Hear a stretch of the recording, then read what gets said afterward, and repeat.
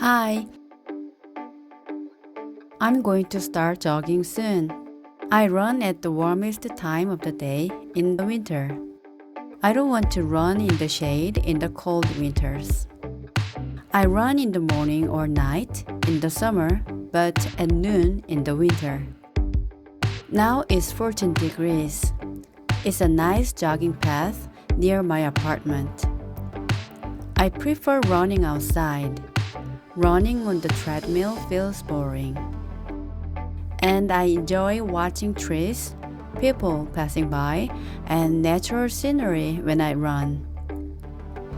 That's why I jog outside even in the winter.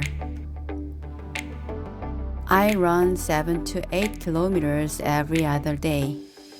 It feels like I'm meditating. They say jogging boosts your mood, and I actually feel that's the correct description. I'm going to run 7 kilometers today. Stay healthy, everyone.